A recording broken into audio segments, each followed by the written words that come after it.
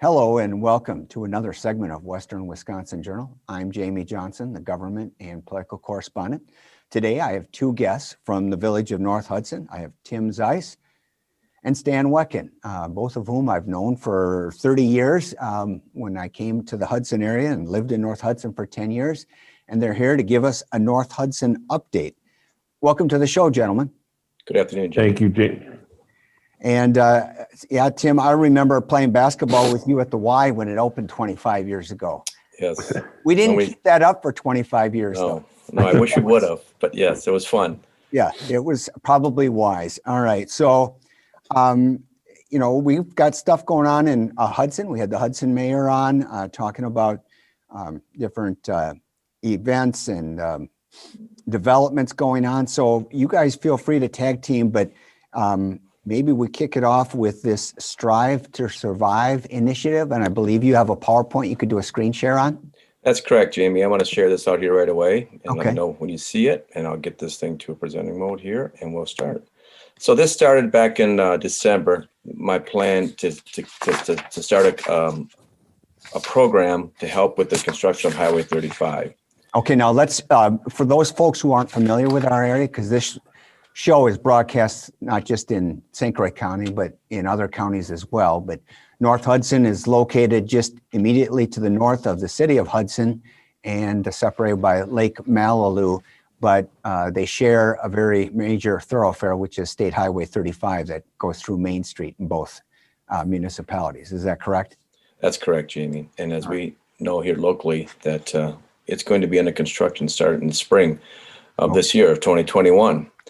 So the initiative I had was to try to get these three entities together, government, business, and community, and to form a steering committee, basically to help us survive this Highway 35 construction. So the first step was to gather a list of all the village businesses, which we've done. We've obtained all that. And now we're looking at gathering all the email addresses from those businesses. So we're doing some of that administrative work right now to go through those processes. And then initially establish a calendar of the construction. So work off the DOT website and work closely with their timing and make sure we communicate that to our businesses and to our community as far as what's happening with this construction of Highway 35. And ultimately get a Strive to Survive planning place to plan out kind of how we're going to communicate, how we're going to promote, and how we be consistent with those type of delivery throughout our community and throughout the village. So I'm going to just quick detail some of the key areas. I'm not sure if there's screens in the way you can see everything. Yeah, you should be able to. Some of the key roles within each individual entity here. So on the steering committee side, they're going to provide the leadership. They're going to establish, some representatives, which we do have. We have 3 representatives from each circle on our steering committee. We hope to kick off a meeting here toward the end of January, our first meeting. We're going to develop consistent communication plan. We looking at, we've already been communicating with Wisconsin DOT regional communication manager that's working this project. And she provided some great ideas that other communities have done through a major construction like this in their community. And we want to be flexible in case, we know that some of these businesses are going to have different accesses into their location. And also we know that the public safety is looking at some of the parking restrictions that we might have, because we know some people are going to have to change where they're going to, where they're going to park to get into their residence or the businesses. So, and also just anything we can look at on the government side to be more flexible. And then on the business side of it, the key is participation. We want them to be open to share information about themselves. We want them to be willing to allow us to promote their business throughout the year, and also maybe partner with other businesses to help with some of the special events that we hope planning throughout this whole construction period. On the community side of being supportive, I mean, that is the most important thing, to be honest with you, because we want people to volunteer for different promotional events. We want people to provide ideas or input into how we can make this easier for our businesses and for our community. And expect a lot of heavy use, Jamie, with the online tools, with community Facebooks, email, distribution lists. Sure. Our village website is going to help push that DOT activity. But really the goal is just to be organized and to have a central point for us to go to and for the community to go to. So just really summarize this, Jamie, it's been a difficult 2020 year with the COVID activities. And we know that this Highway 35 construction through our main thorough, both Hudson and North Hudson, is going to have a big effect on our impact in our community. With the leadership of the steering committee, we feel, and with the participation of the businesses and with the support from the community, we feel we can survive this Highway 35 construction and be back open for good. So, any questions, Jamie? Well, what is the expected timeline that Highway 35 will be tied up? We had we just briefly talked about that, but a lot of things haven't been officially released. I can tell you that the spring is when it's supposed to start.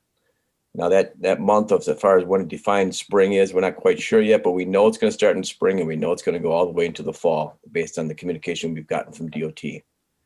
So, okay. So likely to go beyond Pepperfest in August?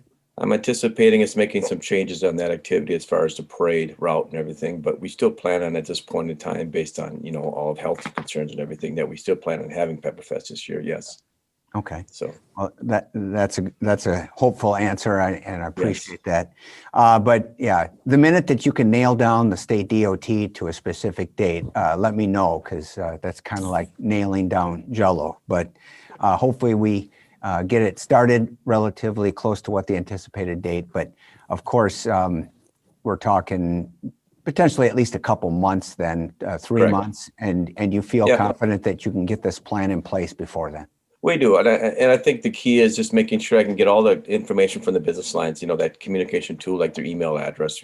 We don't want to inundate them with any type of phone calls or anything. Just want to keep them up to date on a consistent basis, and then point them to our other tools that we might have.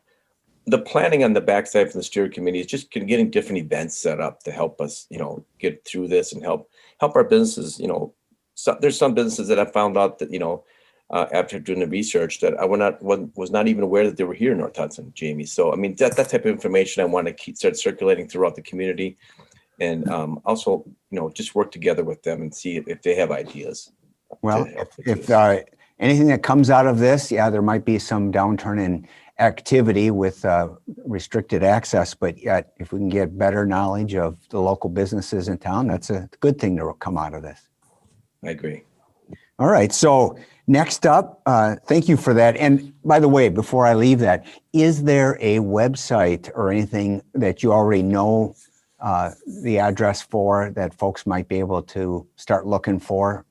Well, I'll go back to the thing again. Our focus here is going to be, the three entities here are going to be driving this, and not really just the government itself. The government's only going to be posting things on our website that are off, like the DOT and information that they can pull from there. We're going to use other tools to start sharing this information. One of the key factors that they stated that I should use is have a logo. The logo is going to be the 3 circles and the stripe to survive. And then we start seeing that's going to be our informational logo coming through. And look for Facebook, look for email. I just didn't know if there's already an URL like, Promote North Hudson or anything, or strive2survive.com or anything. No, at this point, we haven't created any of that. We might down the line. That's a good question, Jamie. But at this point, it's just going to be through the other tools to communicate this activity. So, and right now, Facebook, though, is definitely going to be one of the tools. And so that will be one of the tools. Yep. And we know we have different community forums that we can take advantage of that, of course, to get that word out. So, all right. Excellent. Thanks a lot. Thank you, Jamie. All right. Well, now, Stan, over to you. Why don't you give us a little state of the village, if you will, that describes, what's going on there in North Hudson.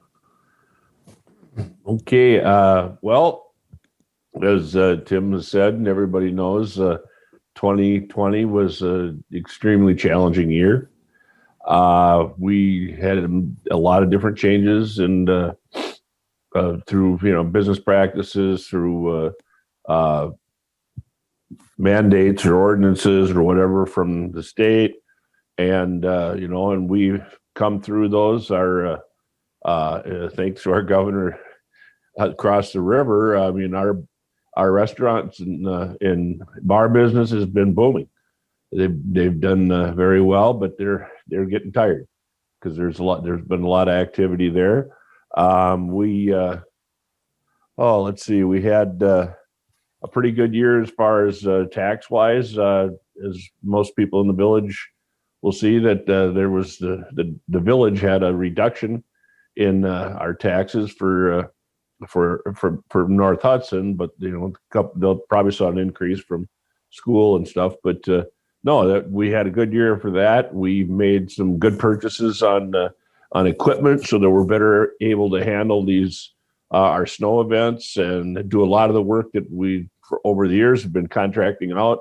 And we can do those on our own now, and then we've done it where it hasn't affected our taxes. I give kudos to our Public Works Department for being very creative on everything that they've done to keep prices, costs in check. Our police department has been outstanding. We are, I hate to even say it, I don't want to jinx it, but we are full staffed right now, and it's been a long time since we've been at that because we've lost, officers to different municipalities or whatever. Hudson being one of them, of course. But it's been a running joke for years because I know the chief, Hudson's chief, he trained up here. So we've had that issue. We've had issues there before. But hey, we hope that any of our employees that they greener pastures or the better opportunity, whatever they have as a goal. I mean, we're supportive of that. If you don't mind me interrupting here, just on that topic, because having lived in the village for 10 years and knew the fine job that the law enforcement was doing there, but it is getting more unique for villages the size of North Hudson to have their own police force, especially when they have a city that's immediately adjacent to them. So how is that going? And as far as the activity, because you mentioned COVID earlier in your talk, and that has affected different governmental units differently. Some Right. have saved money because they didn't maybe spend all the expenses they were intending to, but then now might be looking at a big deficit. So just kind of a two-part question. One, was there any impact on law enforcement and municipal court activity? And two, what impact might there have been on the budget? You mentioned taxes being lowered, but you're a little different than the state or the feds, who they can operate deficits and so forth. So Right. No, that's been a point of contention for we're under the law have to have a balanced budget, but it seems that it doesn't trickle up so that everybody else needs a balanced budget. But no, the police department, we saw savings just because of some savings because of the scheduling and that we had to do, and but as far and then we had obviously had help from the federal government, for purchases of stuff that were to combat the virus, or to help us out, because a lot of municipalities, we don't, we run a pretty tight budget here in the village, and that's really the best that we can do is absent pandemic, you typically don't get federal aid, right? Oh no, not much. I mean, in the state, we're down the bottom, list for stuff from them too, whether it's transportation aid or whatever. But no, and we constantly see increases from other areas, but our administration has done a good job of handling that, and we're I'm very happy with everything the way things have been going this year. Okay. What was the second part of that question, James? Well, it was just, the impact on the budget, and you kind of mentioned that there's some things that didn't have to be spent, but maybe if Right. there's some projects that were deferred into 2021 and how that all interrelated. No, we really didn't have to move too much around. I mean, we did, we had our elections, here at the village hall, and they went very well. I mean, we had the distancing, we had, all that stuff. And so, it was harder this year to get, people to work for that, of course, the poll workers, but we had a lot of new people step up, and we were able to get through that. I'm looking positive, I mean, our our rates are good. We've got new construction going on. I was stuff just going to, ask you about that new construction. What's up with that? Well, we've had, a couple properties at the Ridges or Derrick development up on the north east corner of town. And there was a lot of lots that sat up there for quite a while with nothing going on. And now they're basically all full, and they're starting to go with what we call Derrick 3, which is going to be another, family housing projects up there. And then we also have another piece of property just past that I haven't heard about development there yet, but no, the construction has been good. We've got Is Derrick 3, the location of Derrick 3, is that basically further east from the other two Derricks and east to the north? Yes, it's there's a road that they had stubbed in, that goes right to the east from off the Derrick 1 actually, and Derrick 2 was a lot of that was now we had a bunch of twin homes and stuff up there. I don't know how many of them are for sale or been sold, but it's it's really since I've been president, it's the most new construction that I've seen. Okay. And where are we at now, North Hudson population? Oh, 37, 3,800, it varies a little bit, but we were 37, 3,800. Okay. And then you mentioned about Derrick 3. What about the Zappa properties? Well, they haven't approached us with any kind of plan or anything like that yet. But as everyone knows, the housing market is pretty incredible right now. I mean, if you're selling, if you're buying, it's kind of the opposite. I know people, they put their house on the market, but then they can't find a place, another place to buy that it's in their range. So, but no, I have heard nothing from Gary or Mark, that would suggest that they're ready to go and do anything with that one yet. Okay. But right now, predominant amount of the revenues for North Hudson still reliant on the property tax, correct? Absolutely. And that's why, we've always, been, that's one of my main objectives being a taxpayer here is to try to make sure that we're, spending the tax dollars wisely. And is there some through the county then that 0.5% sales tax? Does North Village get portion of that? I don't believe we've seen much of that 0.5% sales tax for anything. Well, I just know that, the business activity is, I would say, way up compared to 30 years ago when I came down. And and we've heard different rumors of, grocery stores and such, but over the years, there's been some very nice additions in that, for instance, the Quick Trip, you've got your share of gas stations now up there, and they're quite busy. So who wants to talk about the village election? Oh, I can cover that, I guess. Okay.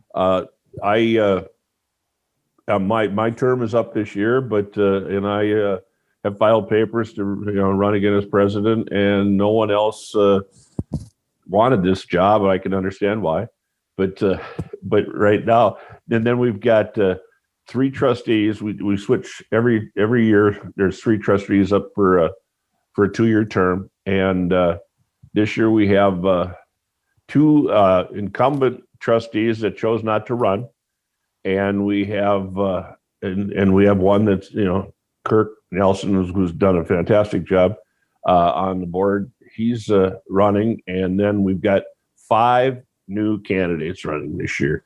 I don't believe that since I've been here that we've ever had a full slate.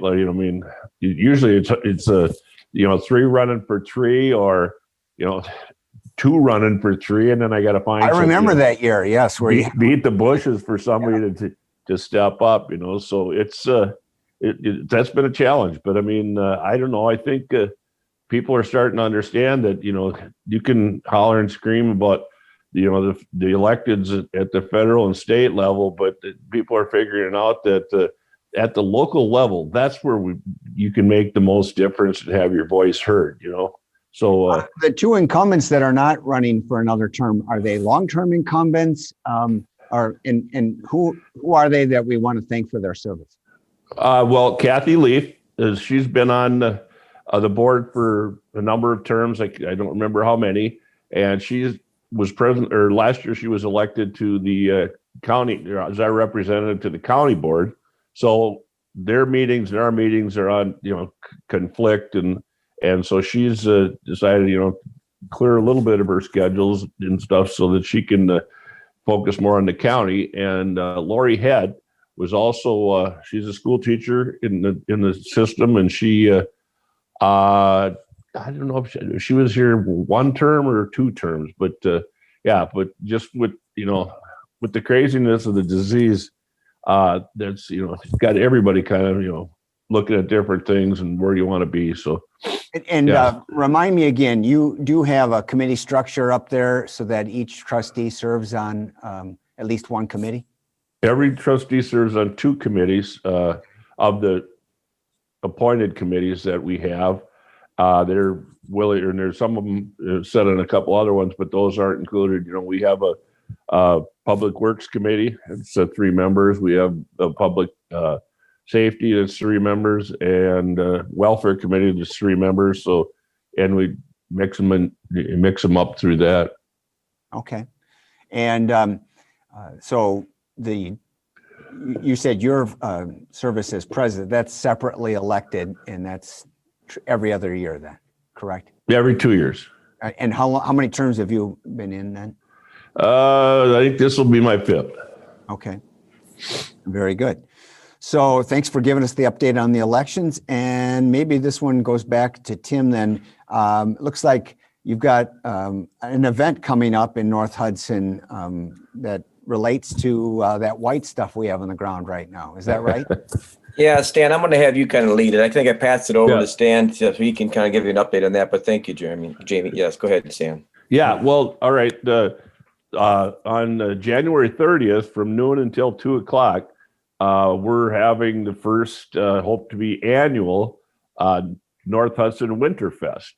One of the main reasons is to thank the Hudson Hockey Association, who donated a rink for the village. You know, that we have, we got first ice on that because it's got a bottom to it. You know, I mean, our other rink we can't flood until the ground freezes, and we had a little issue with that this year.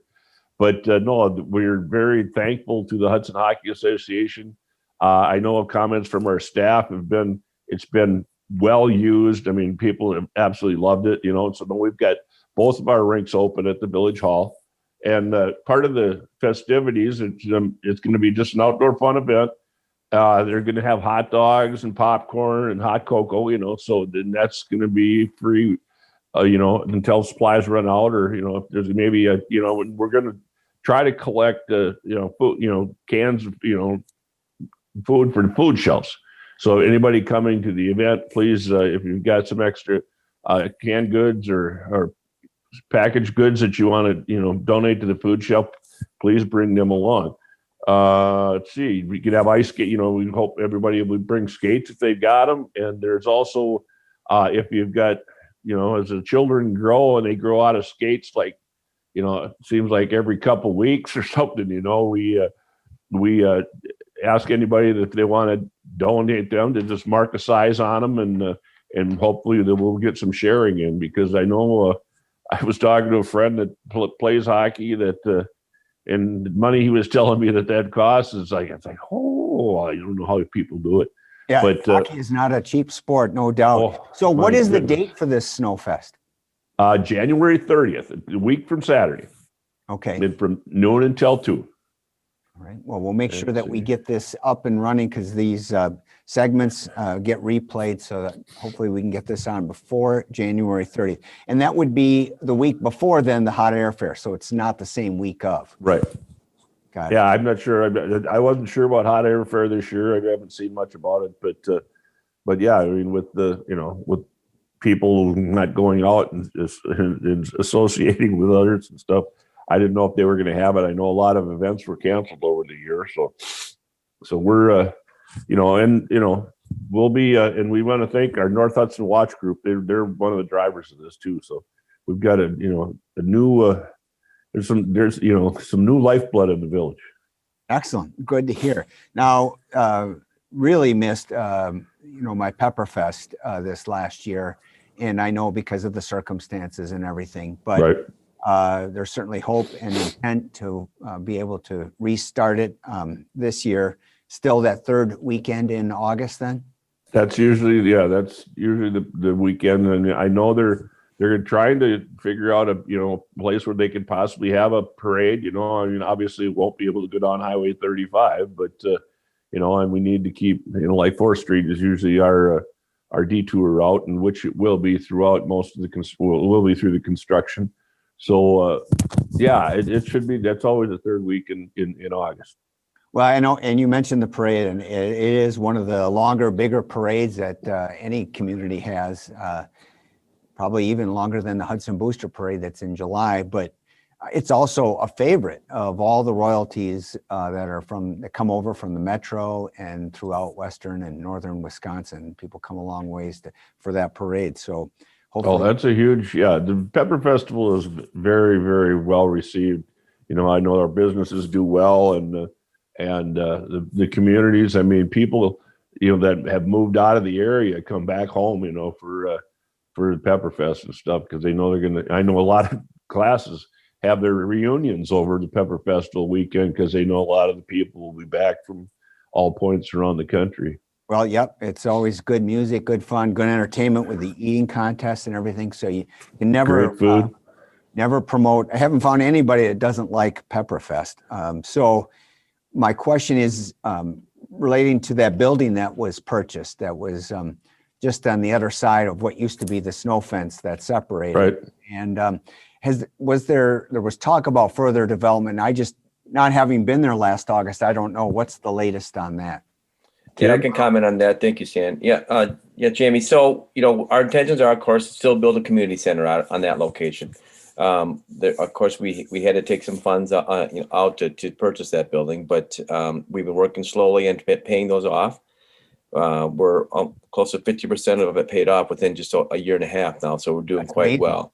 Yeah. And we base a lot on the community support. I mean, it's been outstanding, and I think the ideas would be, is heading the direction is that we want to start touring other locations now, start getting our plan in place, our idea in place, and what we want to put there. And once you start getting that plan in place, then we can actually start, getting more, I would say, support for it, and how that might be, depending financially, or just basically on just people knowing that it's out there. It's going to happen. I mean, before I leave this post as Pepperfest president, it will happen. We'll have that built, and it'll be a nice addition to the village. Now, you said this post, so you're here mostly as Pepperfest president, or also in another capacity? I'm a village trustee. I've been serving now on my third term. So I'm chairman of the public safety. And one of the reasons why this Strive to Survive was basically so we can have a central location where this communication can come out of for our village and during the construction, but also know the fact is I can take advantage of some of the Pepperfest tools to promote this Strive to Survive and to promote Pepperfest, of course. All right, certainly. And I mean, both you and Stan have been kind of mainstays at Pepperfest for a long time. And seeing you guys, it's always a good time. But I was just curious, so with the project starting sometime this spring could be late March, it could be early May, but whatever that means, it will likely not be done by August. So what have you guys been told as far as what to expect? I mean, are they widening 35? And because some of those houses are already pretty close to the road. So what is actually going on as far as Yeah, Stan, I'll have you comment, Stan, if you want. Go ahead. Yeah, no, they're and like you said, we've got houses that are right up to the curb almost, on part of that, on 35. So I don't believe there's any plans on widening it. I know there's a lot of the old growth trees that are there are going to be removed, because first of all they're tearing up sidewalks, and and they've got to be able to open it up, because it's not just a repave project. This is going to be, replacement of sewer and water lines that run underneath the highway. So it's going to be, they've got to be able to have room to dig and have, for safety and everything like that with trenches. But I'm it almost made me not run this year because I know that people are going to get inconvenienced and they can get a little, but I mean, I'm sure we're going to do everything we can to make it the least problem, at least from the village portion of it.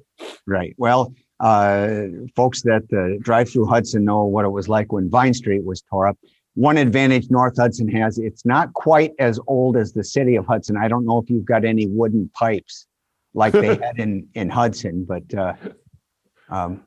anyway, I want to thank you guys for coming on. Anything more you want to tell us about North Hudson news before we go?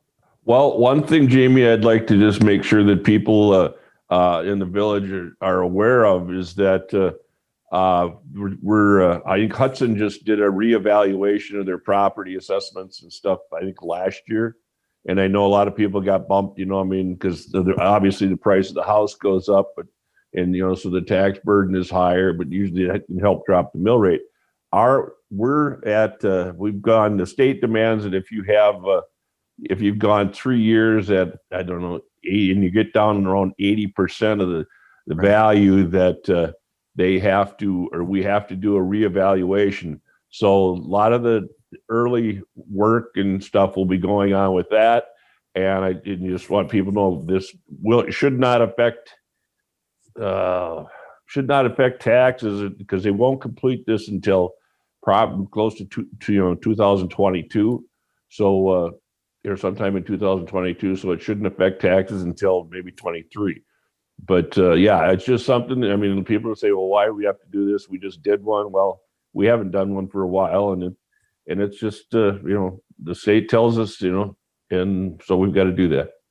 Well, I have a story about my first reassessment when I lived in the village in the early 90s, and housing prices were doubling in about 5 years. But we're short on time, so I won't go into that one. My lesson learned, though, was not to contest the reassessment. I learned that lesson. So, and being a lawyer, you understand that, with the reassessment, if you go into the board of review, it's your responsibility to prove that our assessors are wrong. They assume the assessors are right until proven guilty. So, I appreciate that counsel, Jake. That's right. Well, and and I have to give credit to Mr. Zappa on that one, Mark Zappa. Just kind of reminded me. Now, if we look at this, it could go up instead of just going down. So, I withdrew that challenge. So you guys are doing a great job in North Hudson. Good to hear. Good things coming, and wish you the best of luck with this strive to survive. Thank you very much, Jamie. It's been a pleasure. Yes. And thank you also for your service. I know that government gets a bad rap a lot of times, but we got folks that are working hard to try and make things work for the whole community and everything, and keep those taxes down and so forth. So thank you for your service in very many different ways, not just government, but also the Pepperfest committee and so forth. Much appreciated. And if we, if stuff comes up that, that's worth that people, we want to really make sure people know about, I can get a hold of you or Nate, and we can maybe set something up again. Absolutely. Well, with that, I want to thank my viewers for watching another segment of Western Wisconsin Journal. Please keep watching and stay involved.